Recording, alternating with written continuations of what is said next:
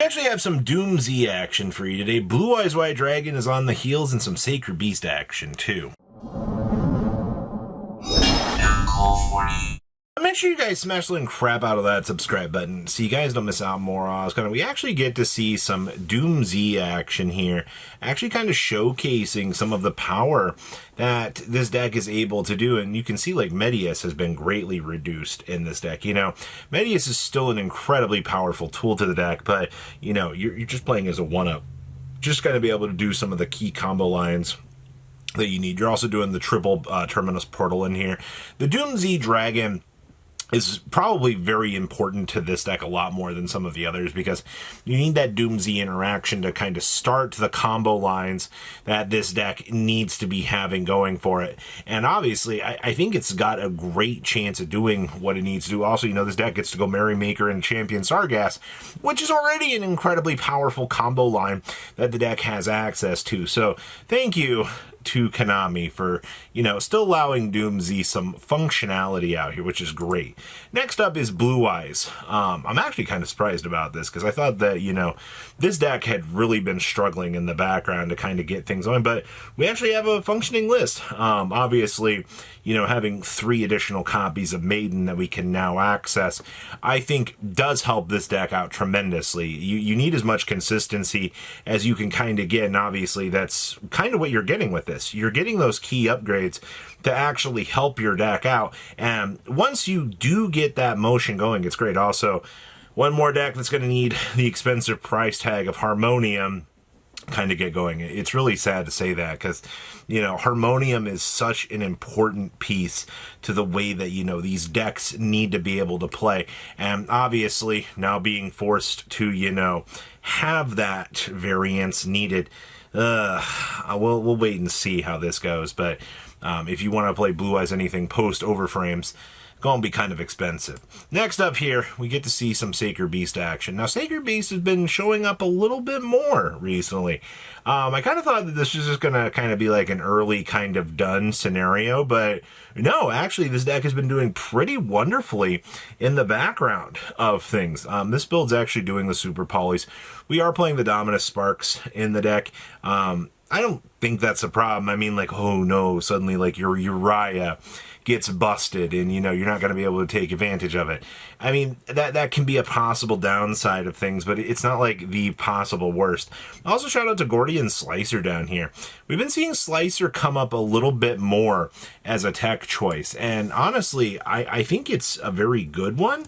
It actually helps you out a lot getting, you know, these decks kind of set up and going. And also, seeing Starving Venom Dragon as a Super Poly target has been very nice. Obviously, Darks have been running the format. You kind of need it, obviously, but interesting. Next up here, we get to see 60 card branded Grass, and this build is probably the more broken one, just for what you can kind of get for things, because I do see we have Arthalion down here. We do have a little bit of the Draco Tail package built into the deck, which is good, but you're also playing Grass. You have the, yes, we have the Tier Elements monsters actually splashed in here, which is actually kind of cool. I do appreciate that, but being able to Farah reveal Grass looks greener in the hand, to know that that key card can successfully resolve is going to steal you some games in and in itself. It's a little bit ridiculous to think about how strong a card like that can be. Also, shout out to actually seeing the Shaddoll Fusions and seeing the Super Polys down here in the side deck. Those key cards are going to win you games by themselves when they actually do resolve. There's a reason why you choose to play them. Next up here, we get to see some Pendulum Magicians. Now, obviously, Japan has access to Electromite, which kind of, you know, turns this into a spellcaster good stuff pile. Not really. You do get to do some funny things with this. Also, being able to Dark Magical Curtain out, you know, one of your many spellcaster large monsters that you have to be able to also kind of combo line up with is also kind of cool. I do see that we are playing the actual original Zark down here. There is a world where we can actually hard make the Zark in this deck, if I actually recall, which is kind of crazy to think about, right? Like, being able to blink into Zark is such an incredibly interesting tech choice, but you do get to see, like, overall, the way that this deck is really structured right now it's still very good. Obviously, it's a little bit more of a rogue contender in the OCG, but that's fine. You're allowed to actually play, you know, differences in some of these lists, and that's kind of cool. Next up, we get to see Thunder King Ryo Turbo. Unfortunately, Blitzclick missed the mark with Wave 1 of support. Like, this is an incredibly strong deck. Nobody's doubting that.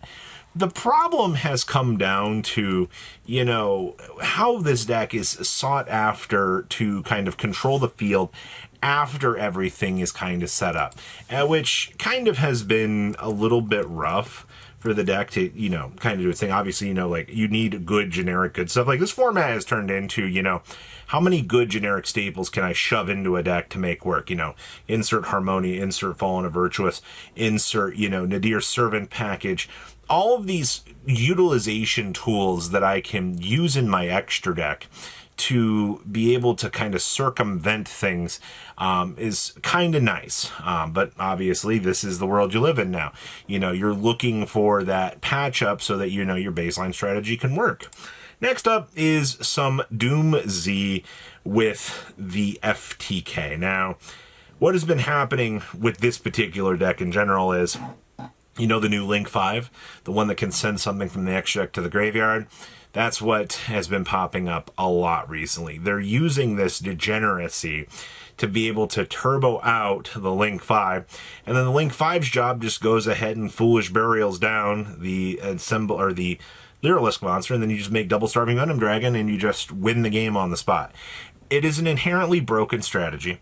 The strategy is so broken, they've got triple Subspace Battle down here. Subspace Battle is going to forever go down in infamy as one of those cards that's going to be associated with the most broken bullshit that you can throw into a deck. And obviously, people don't want to hear that, but that's exactly how this is going to work. If your deck can play Degeneracy, you're going to want to play it. Next up here, we actually get to see the life of a Malice player. You know, Malice recently underwent some pretty harsh restrictions in the OCG, which is kind of forced this deck to have to evolve into some different ways. Now, this build is playing the heart of the Blue Eyes. You know, deploying a Mulch Army, deploying a Fua, you know, going second, drawing into this card is absolutely absurd. You've been seeing more and more decks generically wanting to use this package just to be able to, you know, get that control line set up, you know, and I think it's going to continue to be a trend kind of going forward as this meta gets a little bit more degenerate. The fact that they have to side two more down here in the side deck to be able to draw into these power cards is quite impressive, honestly. So, give some time with this. I think, obviously, as the degeneracy kind of proves through the format, you know, a deck like this is still going to be incredibly strong. Konami's tried to power down Malice, and I mean, like, they might be able to do it in the near future a little bit more. Next up is the Ritual of Darkness deck. You got to tell me that we're actually playing Sabatil Karibo in here as an end board piece so that I can deploy a Super Poly at like the full end of my combo line just to get it set up. Yeah, that appears to be the case. This deck, I think, will go down in infamy as one of the coolest toolbox decks that the game has actually had access to. Obviously, a lot of builds have been cutting back on the multiplying Karibo just to kind of slot in some other different choices. This build's also doing the triple Celtic Guardian with the double Mind Shuffle. I am starting to think I need 2 Mind Shuffle in the deck. I love the idea of 1, but like, after drawing that card 10 games in a row in your opening hand, you just kind of go, huh, so we just lose the game anyway? Because that's exactly what it feels like. If you're not able to get these cards, you know, set up in rotation, you just lose. And then we have more of the FTK. You know, it's crazy to see not 1 but 2 of these. This build is actually using the other Pendulum archetype to up the consistency of this deck. Obviously, having the red reboot in the main deck also just ensures that you guess what? I'm going to get my FTK. And the minute I get to this FTK, you're just going to get grounded out of playing the game. It's so incredibly interesting to actually see like a living FTK running around in the viable format right now. And obviously, you know, we'll have to wait and see where this goes, but I don't know, it's definitely there. So please, leave a comment down below, tell me what you guys think, and I will see your beautiful faces back in the day, guys. Patrons! Thank you.